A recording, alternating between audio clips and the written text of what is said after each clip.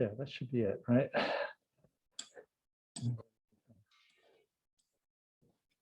Let's see. So the homework. Let's see, homework.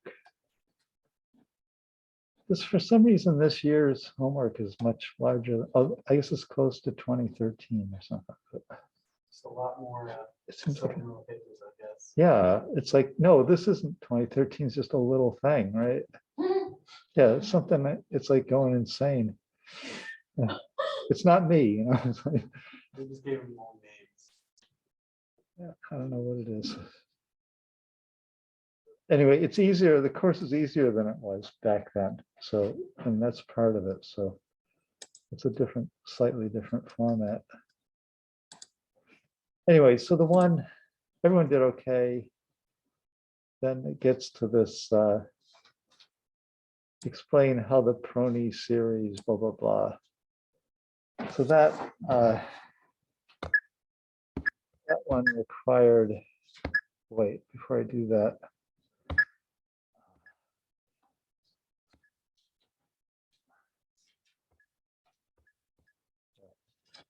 That is in, go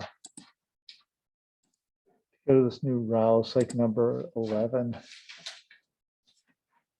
So it's kind of, so like, where does this thing come from first? So that's the first step. And then it's basically take that thing and put that in for your time dependence. And then a Fourier, this is a Fourier transform, an integral exponential minus I omega t. This is like a sine wave. So you're saying you're breaking apart that time dependence into a series of sine waves of different frequency. Right? So you're going to end up with a compliance versus frequency plot from your time dependence. So you're converting it through this sine wave conversion, which is called Fourier transform.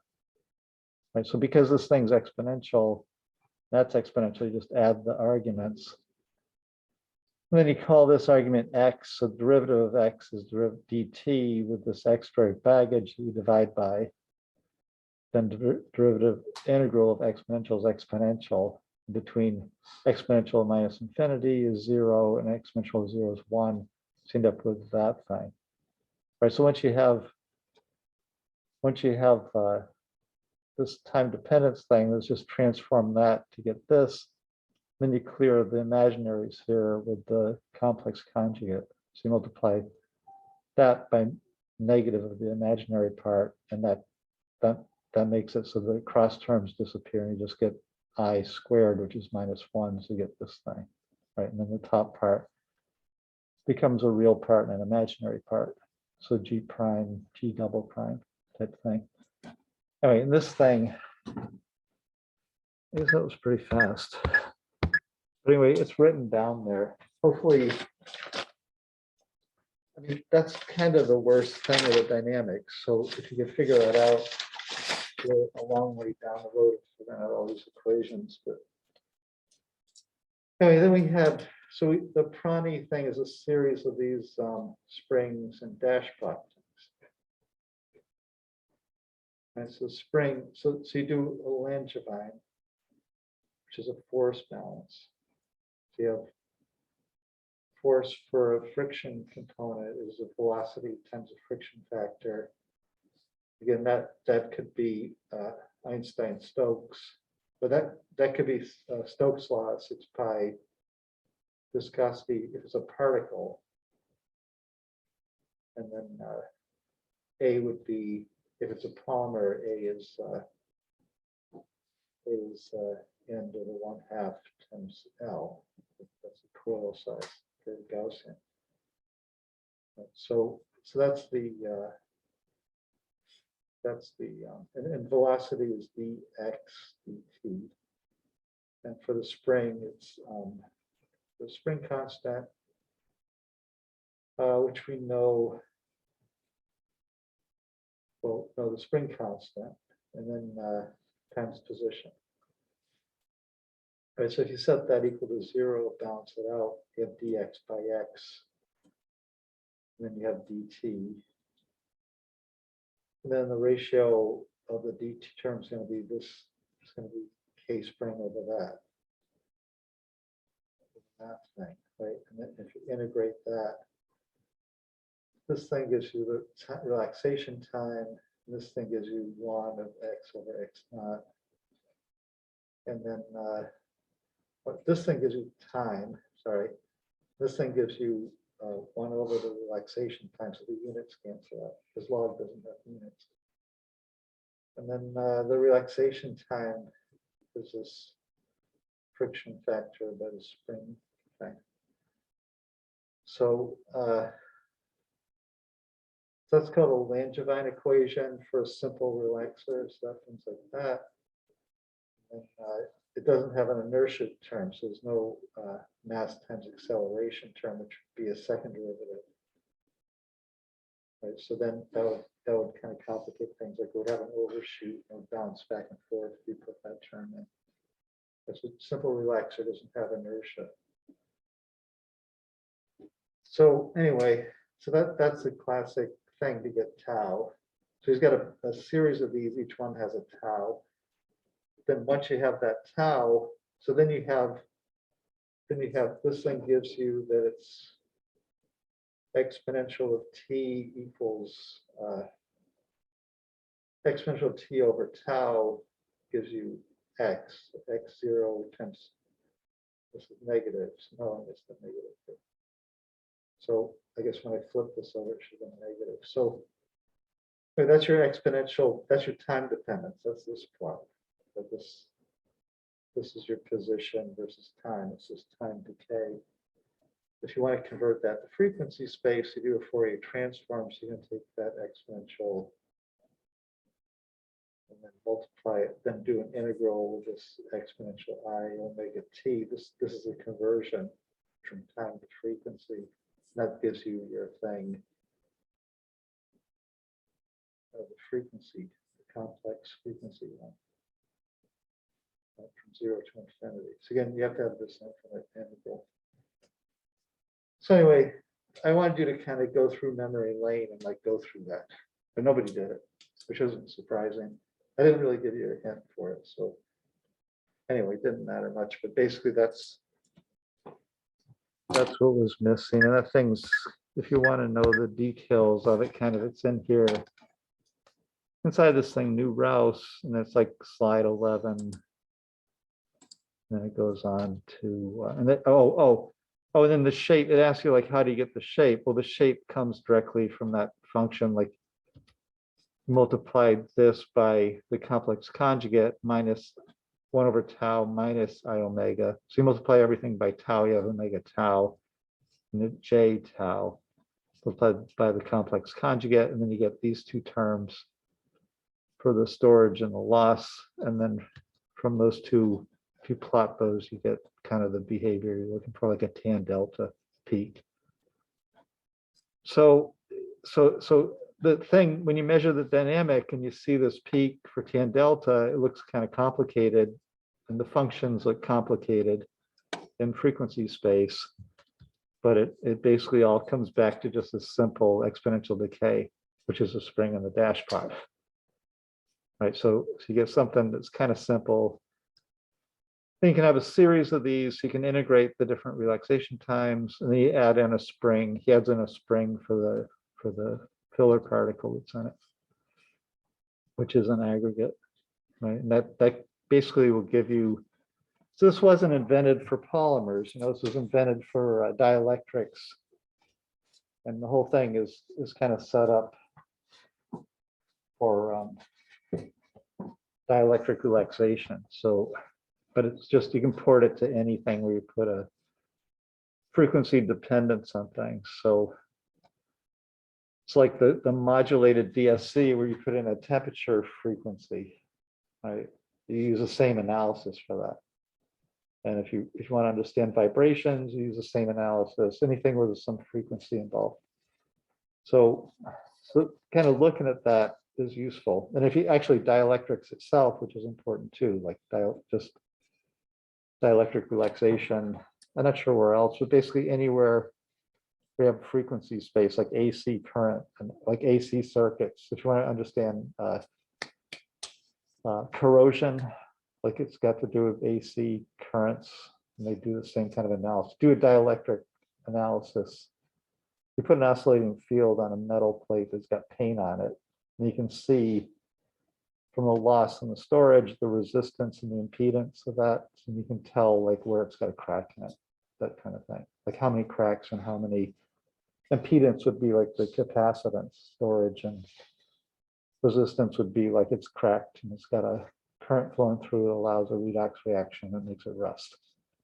Right. So it's kind of like you see this over and over again, this kind of analysis, and it looks like where did that equation come from? But I mean, when you see that kind of messy equation, it's really like this equation. It's just kind of converted through Fourier transform to this frequency space. And the intent of the frequency space is to make things simpler, because like you can see with this decay, you can't actually see that it has a single frequency to it. Like in other words, it's a bell. It's kind of like a bell. So it's got a single time. So you can't tell that if you look at this. Well, in frequency space, you can see there's a single time, right? There's like a fixed peak. And in real space, you can't see it. It's just this decay function. So frequency space does simplify it in terms of finding that one frequency, the magic frequency, the relaxation time. But it kind of complicates it mathematically.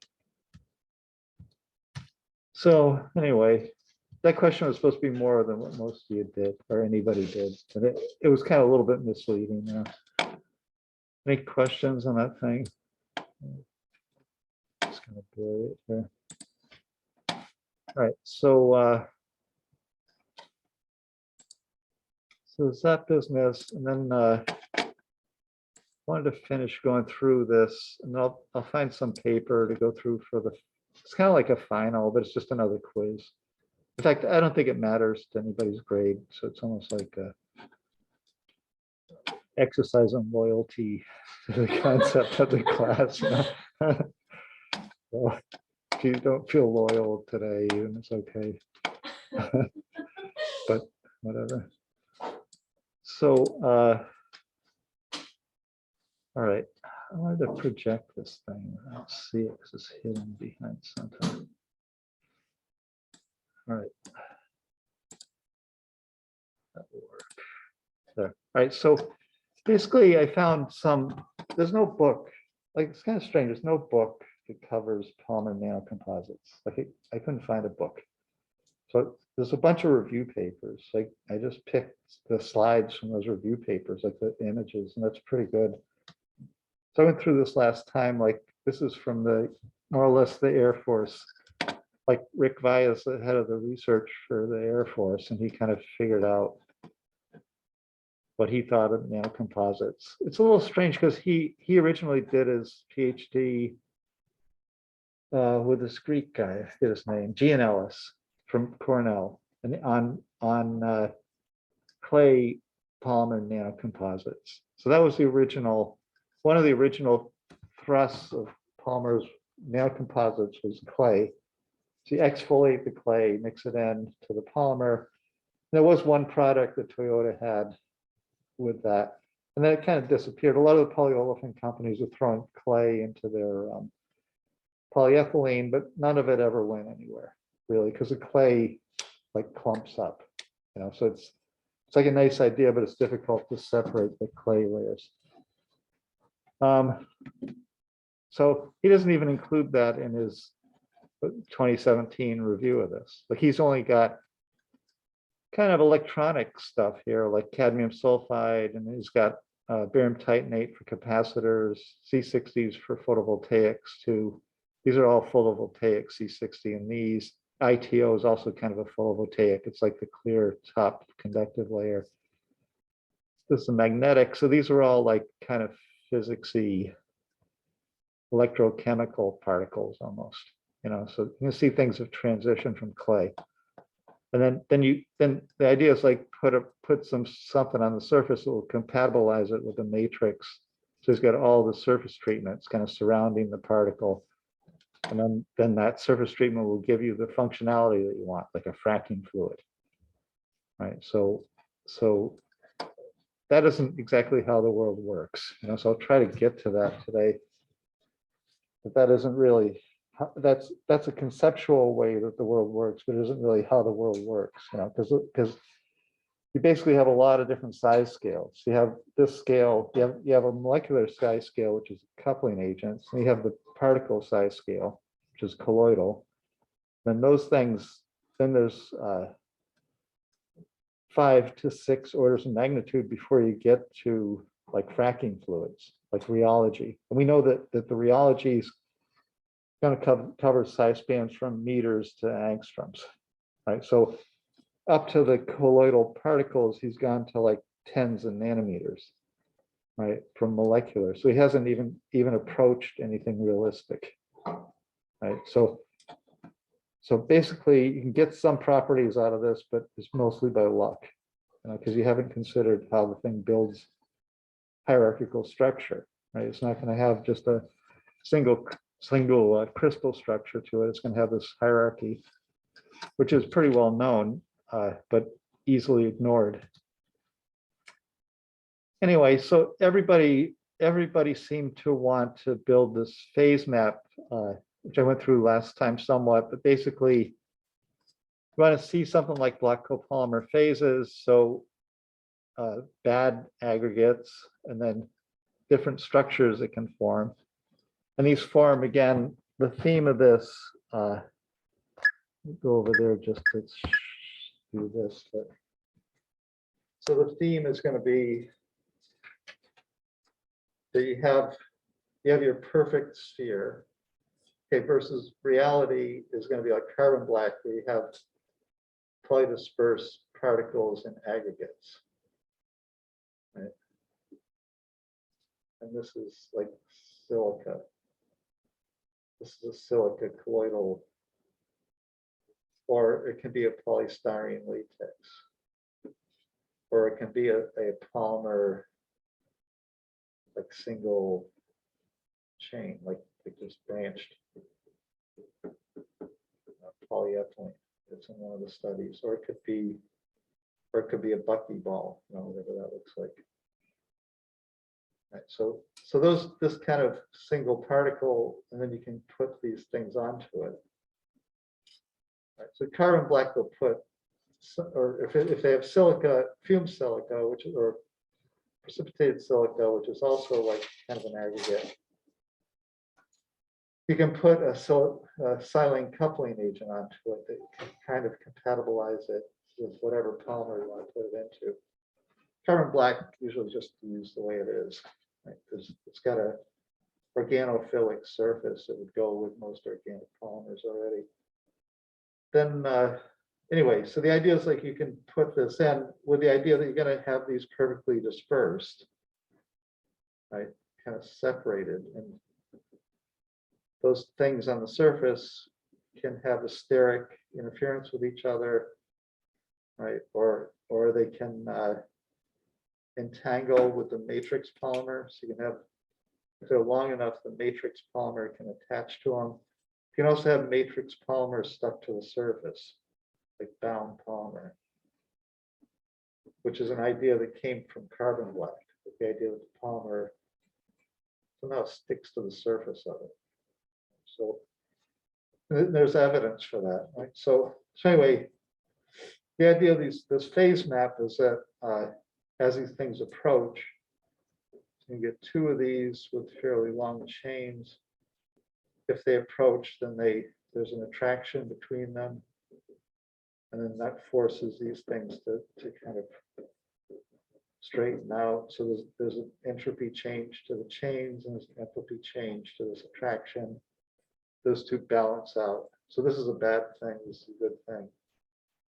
Those 2 balance out, and then they can't form a 3-dimensional crystal because these entropically messed up chains get in the way. So it has 2 choices. If there's a lot of tropically messed up chains, and it can make a fiber because it'll have those things sticking out all along, or a thread. And if it's got a few of those, it can make a sheet. So a sheet with like hair sticking out of it. right? So that's an entropically problematic hairs and entropically favorable sheet. Right? The two will balance to give you the Gibbs free energy. Right, so this guy's going up, this guy's going down. You want that to go down. You want the free energy to go down. So anyway, so that's the idea of this. All of these phase maps, I guess, they're always going to be some kind of surface grafted chains, and then it's going to form these sheets. And the main way to distinguish those is by TEM. So TEM, how do you see a sheet in TEM?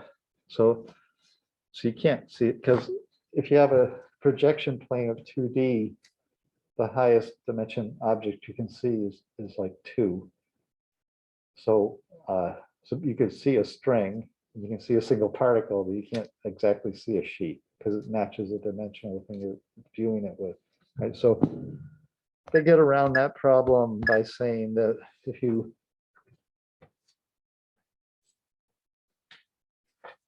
take a TEM, you have your 3D object, and it's somehow got sheets in it, right? So and they aren't perfect sheets, but there's somehow sheets. So if I get 3 pens here, if I take slices through this, right? If I take a slice like that, which would be like XZ, I take a slice like that, that's like YX. And if in both of those slices I see strings, then that equals sheet. All right, if I actually had strings, then in this one I would see like dots, I guess, and that would be strings. Although they never do that, you know, they never show the dot one. So they just say like sheet, that's sheet. They never show like you know, thread, that's sheet. They never show like thread dot, that's threads. So they see threads and they want threads, they see a thread. They see threads and they want sheets, they do a transverse or orthogonal image, and then they say sheets. Okay, so that tells you that that isn't true. You know, that's just like something that someone wants to see, and they contrived a way to see it. But so, and here's the evidence here. So you can clearly see that this is sheets and that's chains, and then this is particles. I mean, TEM to define phase diagrams of this type is a little nutty, but nonetheless, people go ahead and do it. Then there's issues about these chains at the surface, right? So you have different ways to measure the chains at the surface. You can take the particles. So traditionally, you would weigh, so you take the carbon black. So the original chains at the surface was DBT, dibutyl terephthalate or something, DBT measurement. It's a number you get for carbon black. You throw the carbon black into this oil, this DBT oil, for a while, and then you take it out and you kind of let it drain, and then you weigh how much it weighs, and you say that's bound DBT molecule. It's equivalent to bound rubber. It's like how much the carbon black will attract polymers to it. You know? So anyway, so carbon black does have like hydroxyls in the surface. Depending on how you made it, it still have different functionality on the surface. And there's something called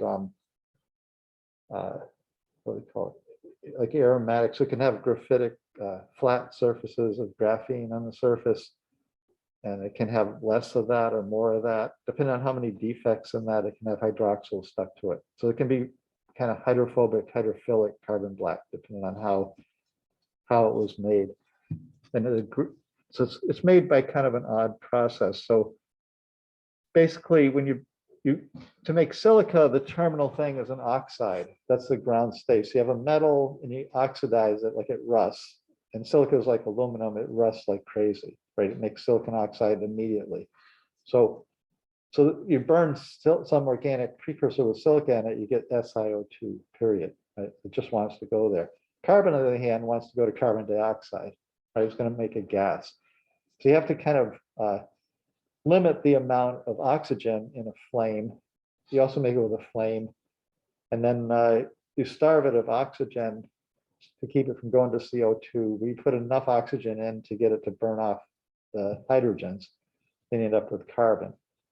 Like that's how you make charcoal too. Like you take wood, light on fire, bury it, so you starve it of oxygen, you get carbon out of it more or less. Right. So anyway, so that process is dicier than making silica. It's not a terminal product, right? So if you put in too much oxygen, you get nothing out. If you put in too little, it's going to have some hydrogens and some hydroxyls in it, right? So anyway, so that DBT measurement's a lot like his TGA. TGA is you burn the stuff and all the organics go away, so you know how much was on the surface of the silica. And then you can also stick these particles in solution and measure the hydrodynamic radius, and you can say you can get the hydrodynamic size, and you can do simulations. I think U is a simulation here.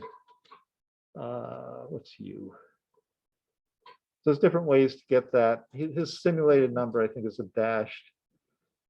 And then the solution hydrodynamic radius matches with that. And then his TGA number is smaller.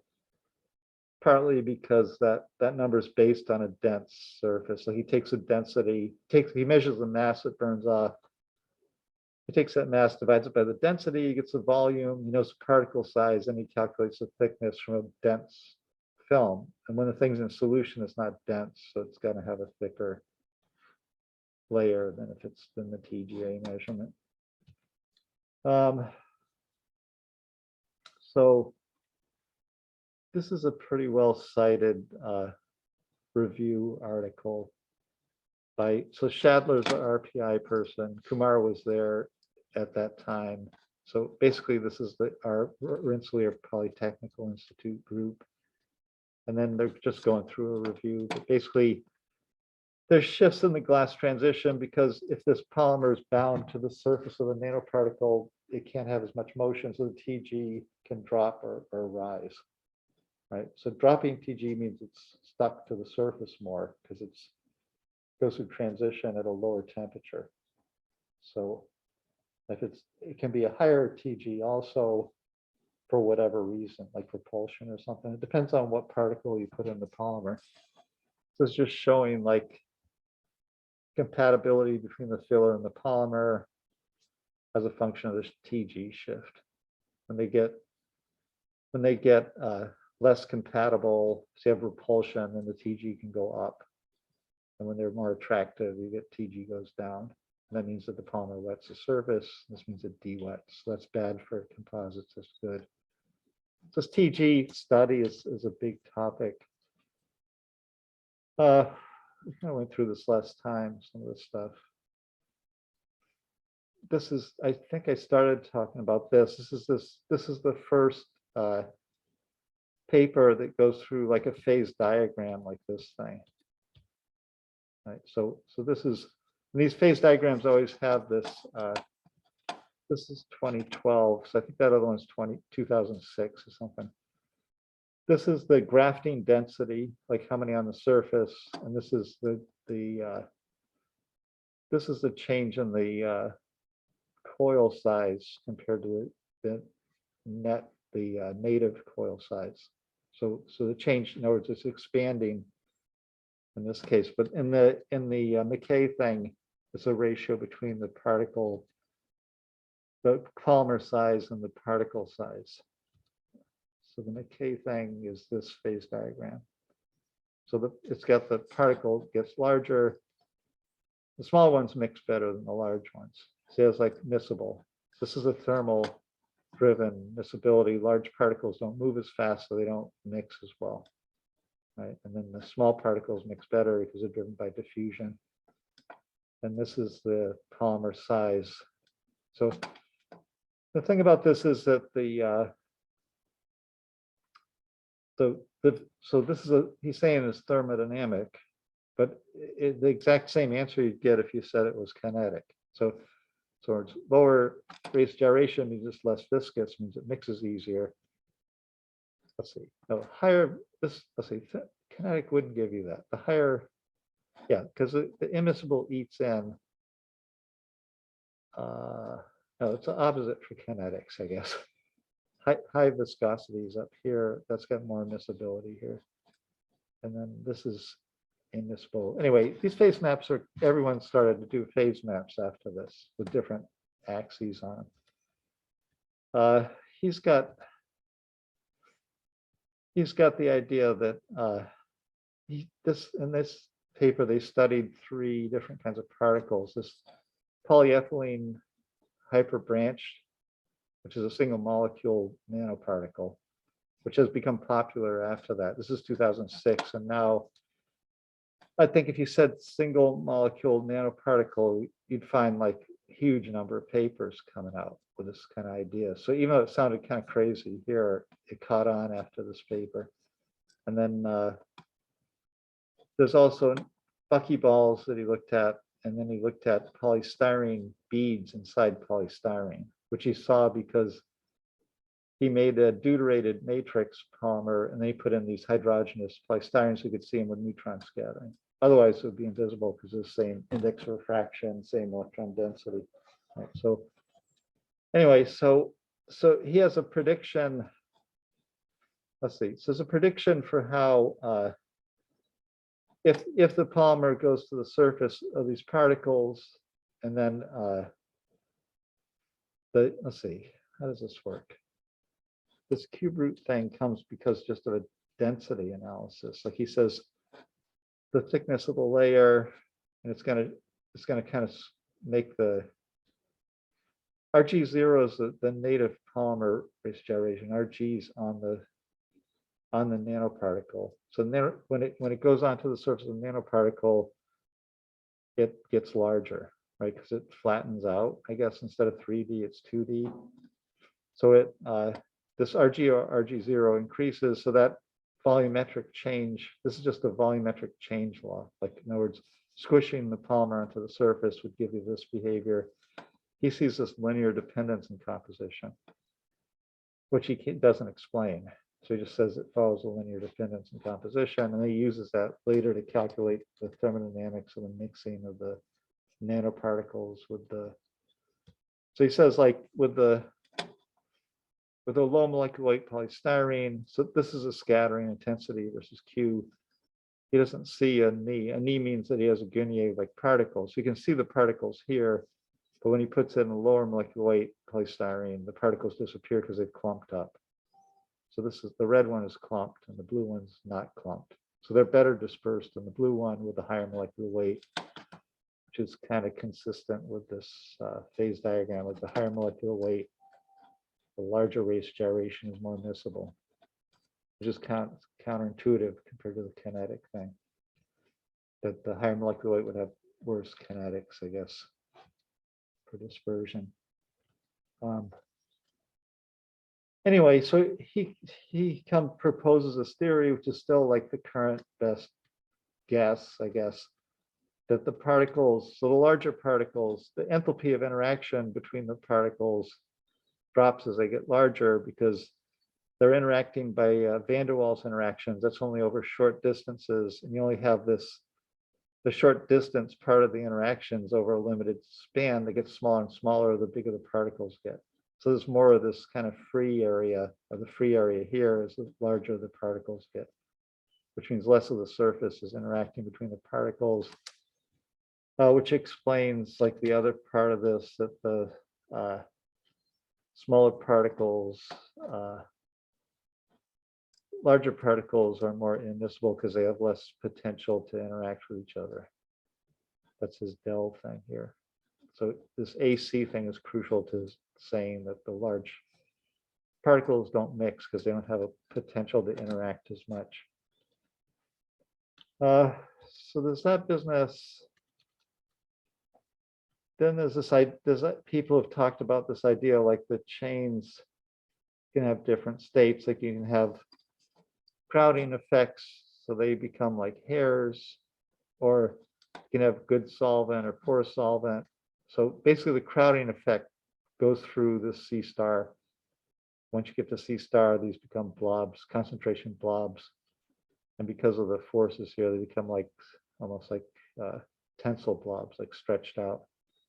And the higher the grafting density, the more they're stretched out. So you can go through kind of conformational changes. It would change the thickness of this surface layer, the grafted polymers on the particles.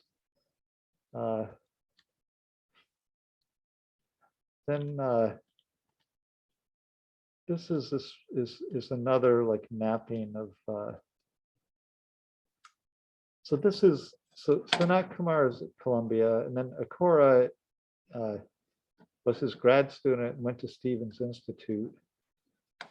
And Shatler's the RPI person. And then Thiaga's a neutron scattering guy. Colby's at Penn State, does particle stuff, and Douglas is NIST. He's like a theory person, or a simulation person in this case.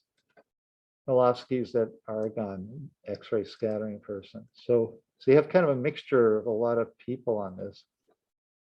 And anyway, so they take all the techniques in this paper. It's like targeted at one system, but basically it's like a review because it couples all the different techniques, right? And you end up with the same kind of idea that you're going to have like, so this is a density of grafting, but this is for a single system. So grafting density, and then here it's graph chain length over matrix chain length. So this is for a single matrix. And then number of graphs instead of grafting density. I'm not sure why that is, but so basically these curves can be predicted. Like the curves here are predicted from basically from that same model, like that idea of crowding the particles, and then the entropy of stretching the things out. So for the entropy of stretching things out, in this case, they use the coil collapse model, coil collapse thing that we looked at. And for the attraction of the particle, they use that as a free parameter. So they vary that free parameter to get these curves. And then they use that coil collapse model. They don't actually give the model in this paper. Like they just say what I just said.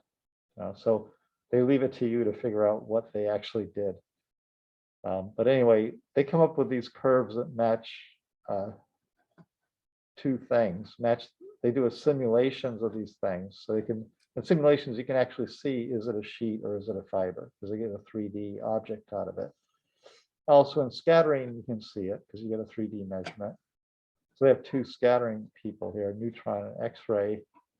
And then they have micrographs that they took, and they do mechanical testing. So they kind of have like this huge group because they're doing all different things with this. And they come up with this idea that the higher the graph density, then you get more of this crowding, and then you go through these transitions between sheet strings, and then that they call dispersed, right? Which other people call miscible. Right, so there's this loose use of terms like miscible and immiscible, and then dispersed and aggregated. They're like really different words, right? So this reflects that you're going from molecular scale where you can have miscible and immiscible to a macroscopic scale where you can have dispersed and aggregated, right? And whether you can choose which terms you want to use if you want to look at it from a macroscopic perspective or from a molecular perspective, right? And the strings and sheets thing is a nuance of grafting stuff onto the surface of these. But both of these show the same thing, except the dots here are just drawn in and the lines here are calculated from their model, which they don't describe. Even in the supplemental to this, they don't describe. So they do micrographs, they get kind of the same answers. And then they do the scattering stuff, which seems to be kind of misinterpreted. The scattering stuff, oops, I didn't put that here. This isn't updated, I guess. It is, but there's another slide. Let me see.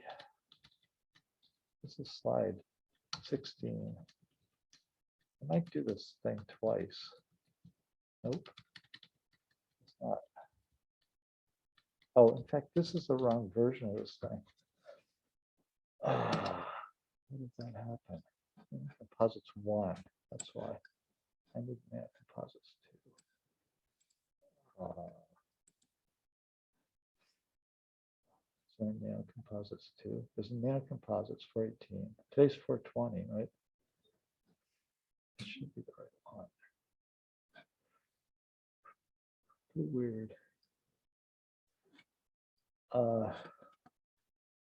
Let's see. Well, I got it on the computer.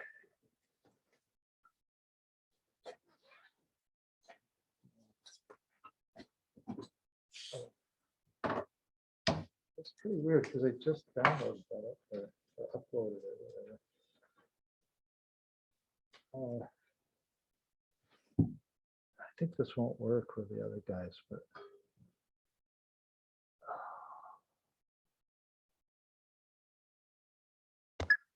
they label VGA, but they don't label HMDI. They just show a picture of the thing. Oops.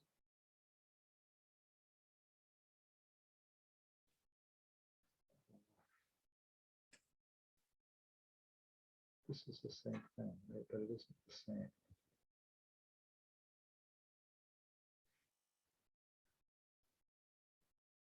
This works. That works. Yeah, so this has a lot more slides in it. It goes through this thing. So this is this thing, that thing blown up. So, oops, this is going to be a problem. Huh? So this is what he puts in the supplemental for that. So he has three sizes. He's got a high Q primary particles, that's his beads, that's out here. And he's got a low Q cluster, that's down here. Right, so it's like in the micrographs, he kind of shows the clusters, like at the bottom left, is clusters. And then for this 158, he's got like two sizes, an intermediate Q and this other one. But the thing is that like there's some differences here. So if you drew a power of 1 line, it matches this slope here. Okay, so that means that this thing is actually the thing he's looking for, which he doesn't even know it in the paper. He's looking for strings, right? It's power 1 means strings. There's only one thing it can be.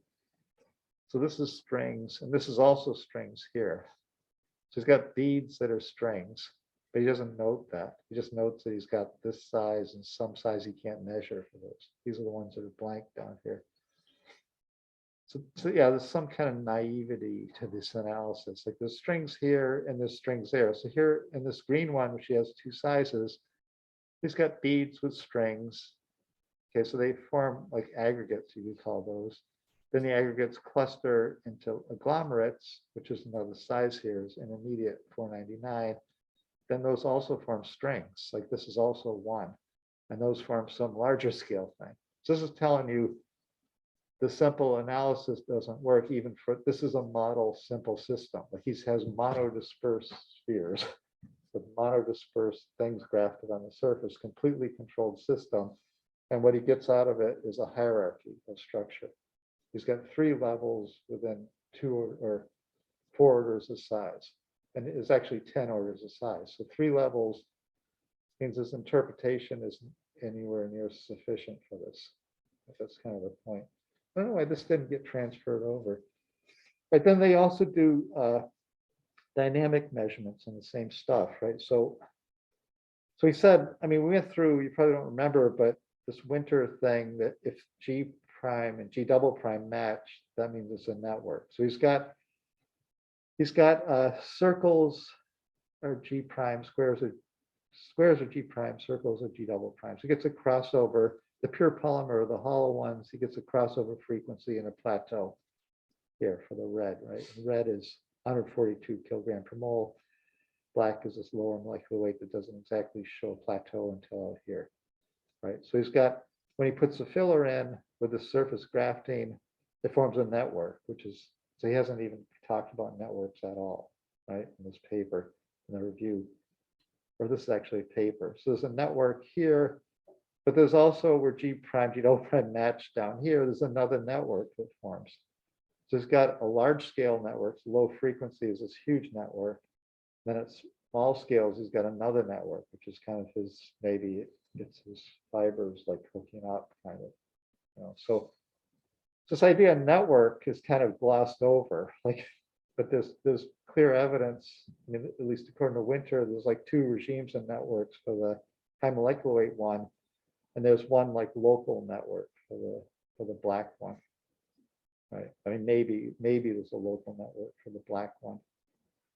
And then this is what happens when you stretch it, right? So he's saying that if you, so this is common also in the literature. So you do a shear stress steady, so you do a steady stress, usually this is plate. So you just do a steady stress instead of oscillatory.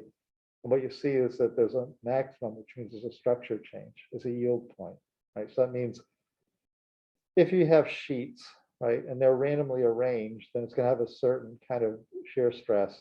And then if they align during the flow, then it's going to have a different yield stress. And that transition is going to give this yield point to the thing. Like it's the energy that it takes to flip the things over. And the fibers might have the same kind of thing. So you can see like the black, some of these are open, I think, are the pure polymer, the two different molecular weights. The low molecular weight one doesn't show this yield stress. That's a filled one. Black filled is filled 106 kilogram per mole grafting chains at that surface density, which he says are short strings. Then the red filled are large sheets at orient. So you can see that happens. And the blue one is a high molecular weight, little lower surface grafting, also shows a yield point. Right, so that's kind of a typical then this is another paper. So he's just saying like how complex can your analysis go. So you can see this leads to a whole field because you can say like copolymer graphs. This is what this Beaucage from South Carolina does. He makes all kinds of different graph polymers on the surfaces to tune the properties. So this is really the Beaucage thing, even though Sanat Kumar wrote this. But so basically, it's like all the different things you can do to it to make whatever structure you want. Again, there's no mention of hierarchy here, really, not in the sense that you're talking about 7 or 8 orders. But this is a Beaucage kind of things he's doing, right? And raft polymerization is a controlled kind of monodisperse anionic polymerization. That's kind of popular. Time. We got no time. So this is Sanat Kumar's final phase diagram. You know, like from this paper, macromolecules. This is a pretty famous plot. Anyway, and again, it's based on that idea that based on the idea that you have like just this local structure. So your goal is to get well dispersed particles, right? Not build a hierarchy. And then there's these other nuances that show up, like strings and sheets that can modify the mechanical properties, but they're all local. They're like one level. They aren't hierarchical. And then phase separated is not a good thing, right? Which this isn't exactly how the world works, because in carbon black, basically it's phase separated, like it's immiscible when you put it into rubber. And that immiscible clusters form a network that gives you the Mullins effect and the Payne effect. You know, so you have a situation where you have first they're completely immiscible, they form aggregates even when they're formed, that's permanent. And then those aggregates are immiscible, they form clusters. And then those clusters form like networks, right? And then I can show you what the network looks like here. This. So now people are doing X-ray tomography of these networks, right? So and they look like this. Okay, so this is an X-ray tomograph on a micron scale. It's going up to millimeters of what a carbon black and rubber looks like, right? And this is what gives you the Payne effect and the Mullins effect. They've done real-time studies of this. So it's kind of like a CAT scan on a person. You do an X-ray slices through and you get a 3D image. You can do it with a synchrotron. So basically, you can stretch this in the beam and see how this thing responds. You can correlate directly the Payne effect and the Mullins effect to this structure. You know, so this thing, it's on really millimeter scale, formed from nanometer or angstrom particles is what the key to the thing is. And this kind of mapping out is a little bit of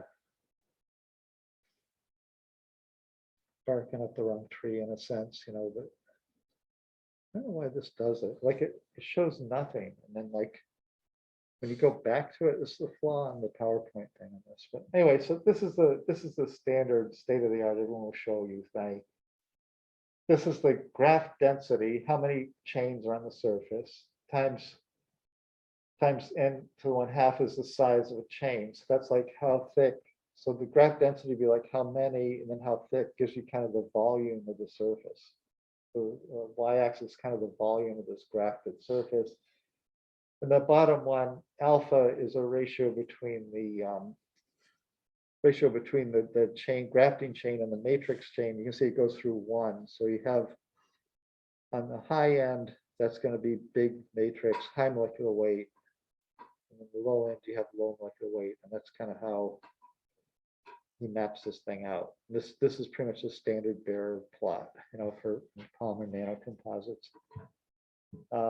The paper has micrograph evidence for it.